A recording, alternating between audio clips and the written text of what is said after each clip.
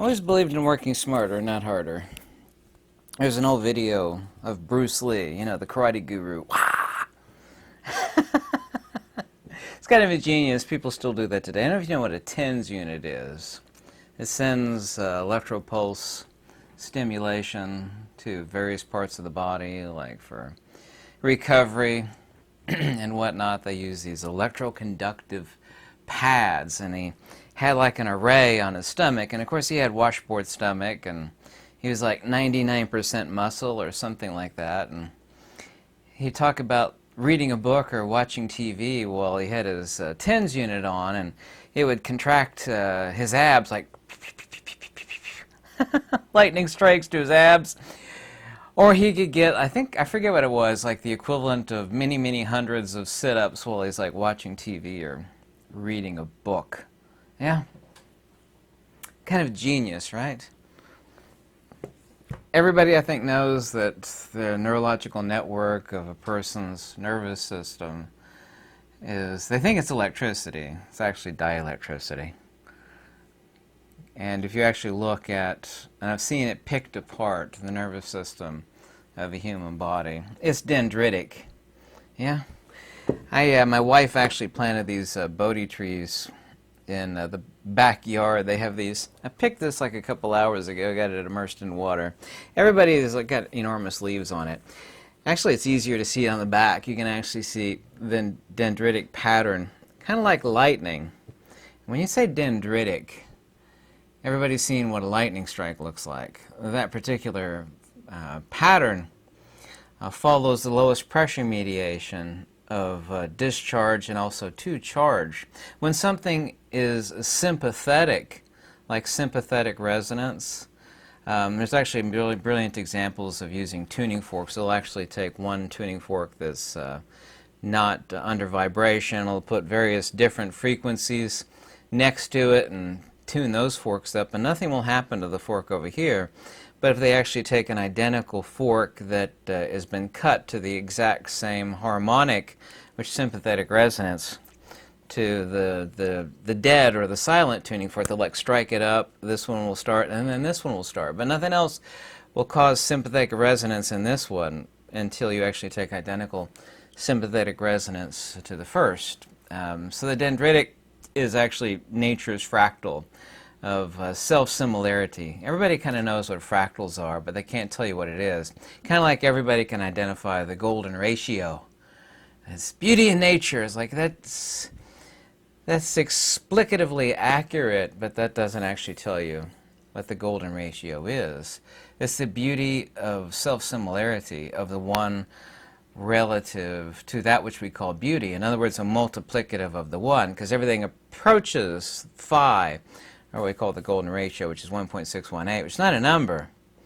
It's a ratio of perfect sympathetic resonance to the one. Actually, it is a multiplicative of the one. Yeah, like you took a bunch of ones, not that there's more than one one, i.e. the absolute or the transcendent divine, but you took a bunch of them together and then you had sympathetic perfection, because the one is invisible. It's the substrate or the principle of the universe. I'm actually getting to it here. And make a reference, really large leaves on these Bodhi trees that my wife planted, but you could see the dendritic vein pattern in a leaf, and of course everybody's really seen that. I've said many countless times, I've got tons and tons of rolls of copper wire, various gauges throughout the house. I've made countless antennas, literally countless antennas. Talked about AC generators not actually being generators, rather manifestors of energy. But an antenna is something meant to tune sympathetic resonance of something else.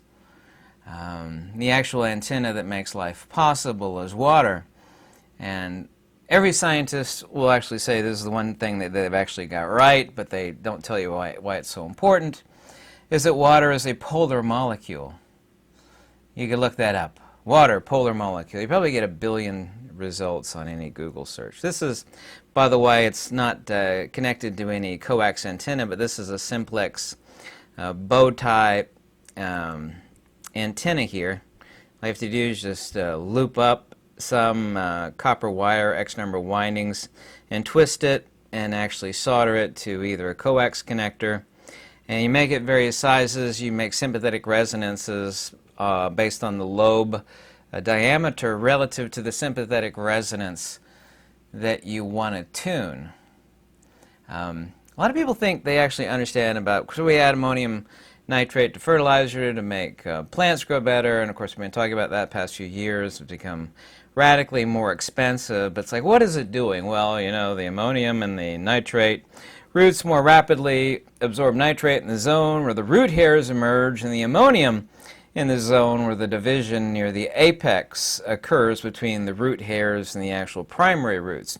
Nitrate absorption tends to alkalinization of the rhizosphere of the plant, whereas the ammonium absorption acidifies the rhizosphere. So you actually are creating a electro-conducive system to the biome of the plant, and people will talk about, and countless of you will left comments over the years, talking about charged dirt, the living biotic dirt. People will actually talk about soil biome, or people will use the words living soil. All of these, of course, are euphemisms for one and the same thing. Not merely minerals and water. So we got to feed the root system and pour some, what's that stuff that people used to buy back in the 80s? They advertise it all the time. Miracle Grow. And of course, you did get bigger veggies and whatnot. But what did it actually do to the root system? If we actually take the cross-section looking above ground and below ground of trees and roots, and of course, you know, they vary to some degree, but they basically all look like a hyperboloid. There's actually dendritic fractals above, and then there's a dendritic fractal below the ground, and it essentially looks like this, except like this. Yeah? So you have the dendritic fractals above the ground of the plant and the leaves, and we have the dendritic fractals of the primary root system, and what they call the root hairs that is fractal self-similarity below the ground.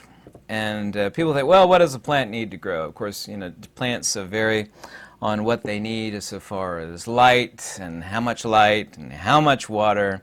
You know, you can over-fertilize it, you can under-fertilize it, and of course there's variance there. But it's kind of like looking, some of these people that are like perfect specimens, talking about humans now, perfect specimens of health, well, relatively healthy, visually so. Anyway, we're looking at the superficial beauty. Wow, he's perfect, flawless, chiseled features, and you know, he's like 0% or 2% body fat, and or this person is. We wonder why these people, dispatch themselves. Like, why? They're so beautiful and wealthy and whatnot. I say, well, you're looking superficially. I mean, they were superficially healthy, but mentally, you know, it would be kind of akin as far as a human being relative to a plant. Not that human beings are plants, however, some human beings are much closer to plants than others, that we couldn't actually see the other end of the health of the system of the human health, and the Greeks called this eulgata, which is why I've got it tattooed across my knuckles right here. Doesn't mean health, it means sympathetic resonance to either end of that which we are actually feeding. Of course, I've failed physically since I'm out of shape, yada yada. Mentally and physically, and of course spiritually, we actually have a different lobe in the human body. We have the mentality, we have the psychophysical, and of course we actually have the transcendent and the spiritual. But this video is not about the metaphysics of humanity, but of course everything is connected. But before getting actually into the electroculture and seed exposure and the polarized water molecule, I wanted to point out to you that in the case of AC generators, which are actually AC manifestors, we actually have an inside-out magnet. We return the magnetic field, which is on the inside relative to the plane of inertia, and we vary it with respect to time. But all frequencies and everything in the universe is about S&R gain, signal-to-noise ratio gain. That's actually exactly why flash photography looks so great. It's like, why does the same picture with flash photography look way much better? We have much better gain. Every cyclic frequency of light that plants take in, some plants love more infrared, some plants love more UV, some plants don't love an enormous amount of light, but they, of course, basically, except for a few stragglers, all love light. that frequency is already a temporal variable, because the wavelength or frequency is, of course, a time variable. So as respect to any type of antenna design, is like this bow tie antenna, which is not connected to a coax cable. I actually bent this up in a matter of seconds. I've made countless ones of these. Or this made out of a single piece of wires, a 2-element Yagi. This is actually an electroculture antenna that I showed people ages ago that they actually bend up. The best one would be for electroculture is a fractal antenna, Yagi. And I've actually thought of an ingenious way of making those rather simply, and there's different types of fractal antennas. The simple ones are not necessarily Julia set fractals, but broadband antennas for the best gain for exposure of light. I'm using light in quotes, to the root system. Well, the light doesn't penetrate into the root system, but it's below ground. Actually, it does, because light is a coaxial energy circuit, and we know about chlorophyll transformation of like this leaf. When it was actually attached, it would actually partake. And of course, this is a fractal antenna right here. This dendritic design on every antenna, every leaf, is a dendritic design for the maximum SNR gain, of course, of light. We know this in the conversion of chlorophyll, which creates sugar for feeding the plant.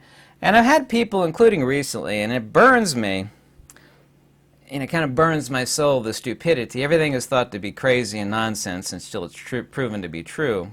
Some people recently were attacking a video. Recently, apparently, it's gotten popular. One of several videos I've made on electroculture. Electroculture, does it work? These are people that have never tested it. Not only does it works beautifully. I've talked about for years magnetic seed exposure. You can either do seed exposure and get drastic results, or you can get more drastic results by doing seed exposure and germination exposure. Of course, a magnet, by definition, and I can call myself the foremost expert in the world on magnets, definitionally so, yes, is a polarized object, because that's what a magnet is. It's not a quantitative object, it's a qualitative object, and it's a polarized object. And interestingly enough, it should be no surprise to anybody with any sharp mind that a polarized object, i.e. a magnet, relative to uptake of water, as in the case of seeds or just seed exposure themselves, and how it adds, and this is no different than talking about SNR gain relative to light. We're talking about a polarized object, i.e. a magnetic field, affecting the polarized osmotic uptake of water into the system. And also, too, minerals. You're basically energizing the seeds. Before the seeds actually get water, just seed exposure only.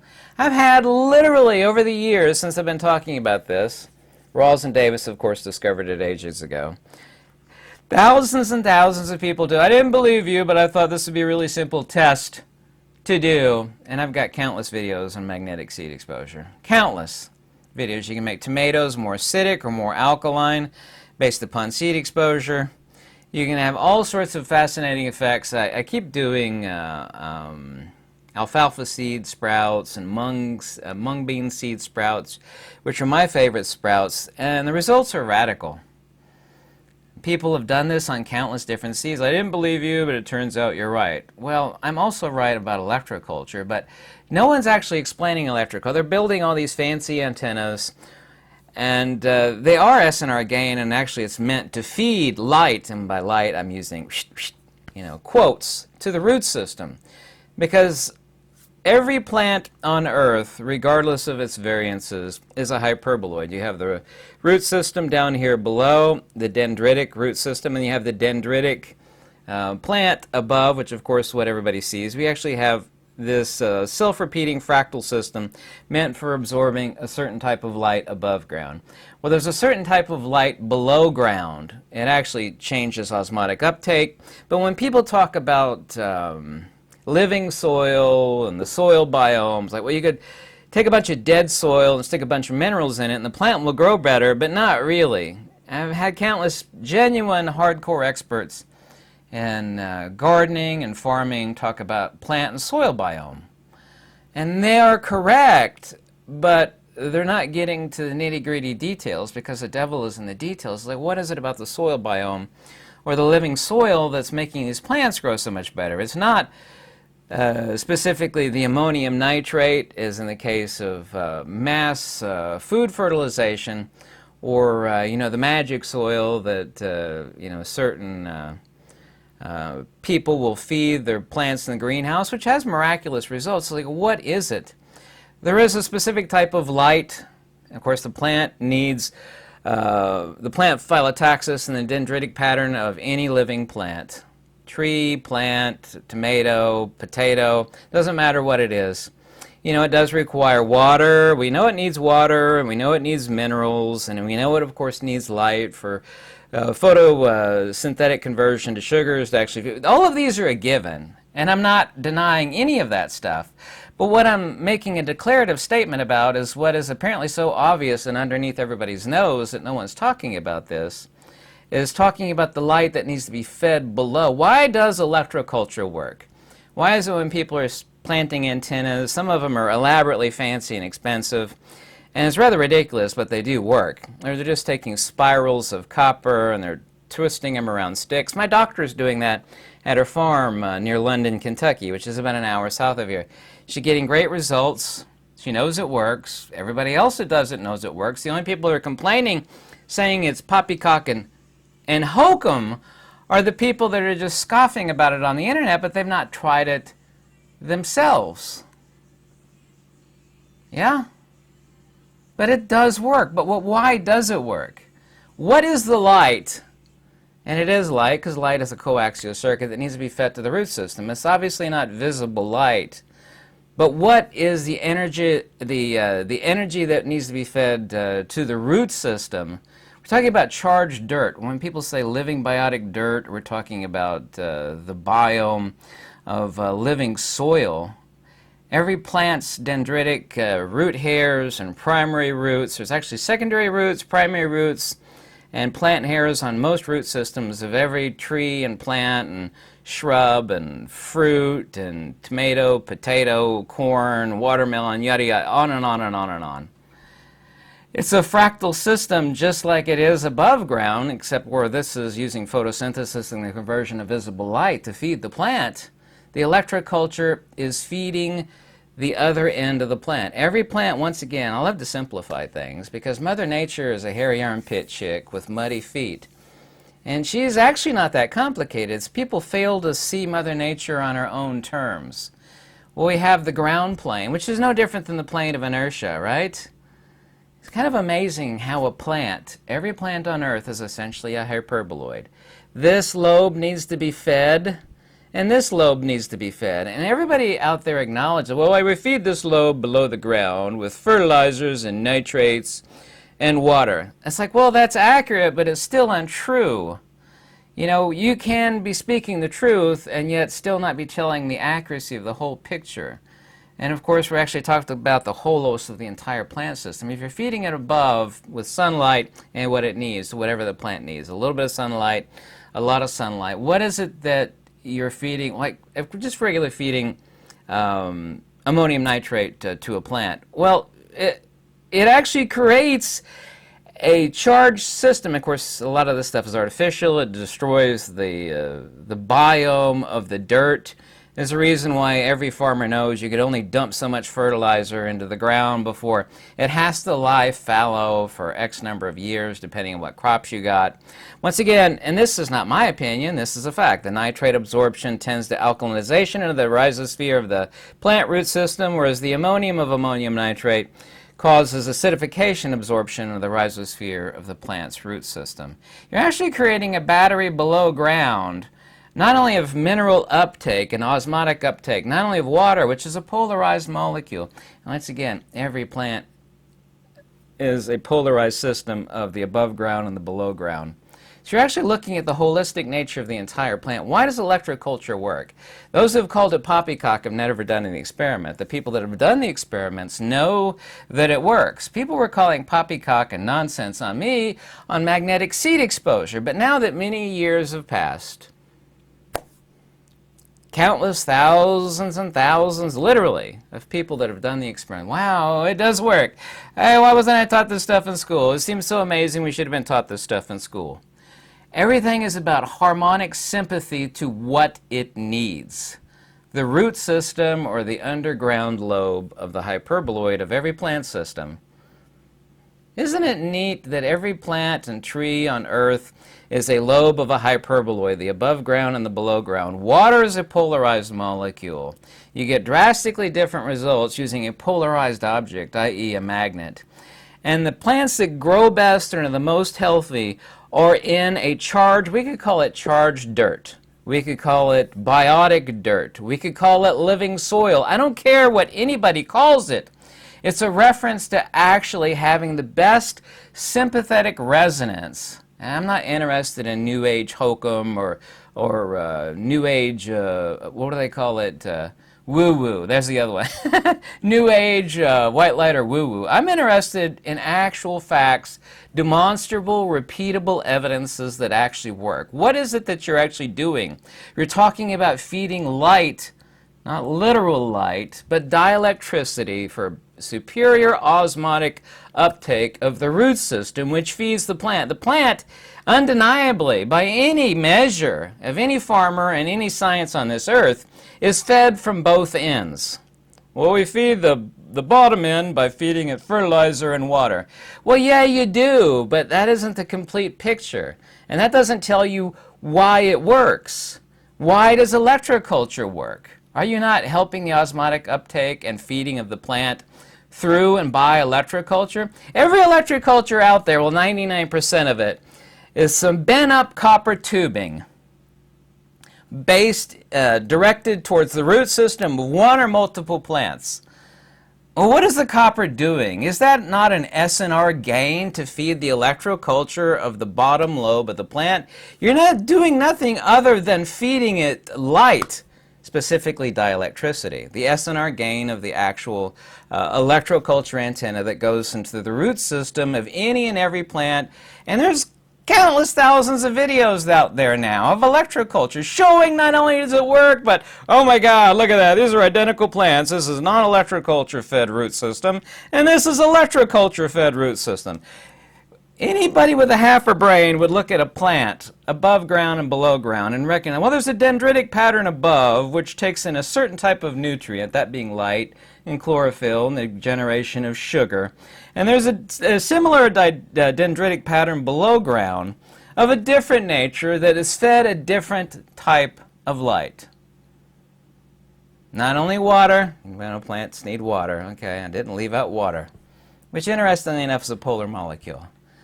And every plant's a hyperboloid, which is a polar lobe of a singular geometry of dielectricity. By the way, this is the geometry of dielectricity. The geometry of magnetism is the torus. The geometry and the inverse geometry of a torus is a hyperboloid, and the inverse geometry of a hyperboloid is a torus. This is the geometry of every plant. Since this is the geometry of dielectricity, this above lobe is fed light, which feeds the plant. It is stupid, flat out ignorant stupidity to think that the only thing that the bottom lobe needs to be fed is water and some fertilizer. Ammonium nitrate, Miracle Grow. What is it about ammonium nitrate Miracle Grow? Not that that's best by any stretch. What is it that feeds the plant? Does it not change it's right here. This is replicated science from it's been affirmed a billion times for the past 30, 40 years. Nitrate absorption, alkalinization of the rhizosphere. Ammonium absorption acidifies the rhizosphere. I'm pretty sure that the alkalinization and the acidification of the root system of the dendritic pattern of every plant on Earth is no different than saying, in simple, because Mother Nature is a hairy armpit chick and she's really simple, that you're creating a battery at the base of the plant, which means for better uptake of that which feeds the plant. Did you think, and I think most people out there do think, well, you feed the ammonium nitrate to the planet like the root system sucks it up, like, like a child drinking chocolate milk through the straw, and that's what makes the plant grow. No, what it does, it actually sets up a condition that the plant can feed itself. Electroculture is an assistance such that the plant can help to feed itself. For the same reason that flash photography looks a million times better than the exact same picture that is non-flash photography. Why? Because of SNR gain, signal-to-noise ratio gain. Electroculture aids in SNR gain of the root system of any and every plant. That's not my opinion, that's not my feeling, that's not my belief, that is fact. There's nobody out there on YouTube that's talking about this. There's no farmer that's talked about this. Go ahead and send me a link if you think I'm wrong on this. There could be. No one said this. I would have heard about this ages ago. No one's talked about this. Everything I told you is true. Everything I told you that I was scoffed about for years about magnetic seed exposure has been validated by countless thousands of you. Everything I've said in this video is also and likewise true. Electroculture is real. And by the way, I have I'm not going to say the word magic, a far, far superior way of creating an electroculture antenna based upon a fractal design that could easily be bent up. I probably shouldn't have talked about that because now I can't patent it. But patents are so radically expensive I can't afford a patent anyway.